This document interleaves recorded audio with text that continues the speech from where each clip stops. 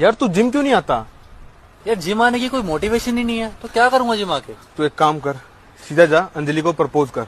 वो तुझे रख के थप्पड़ मारेगी ना, तेरा दिल टूटेगा, साथ साथ मुंह भी। फिर तू सीधा जिम। अच्छा पक्का? जा जल्दी जा। चल ठीक है। हाथ रख लिया मुंह पे। अंजलि, हाँ मेरे को तेरे से कुछ कहना है। कहो। मैं तेरे को पसंद करता हूँ। अच्छा ये पकड़।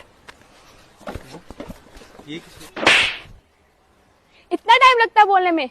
मैं भी तुझे बहुत पसंद करती हूँ। क्या सच में? चल।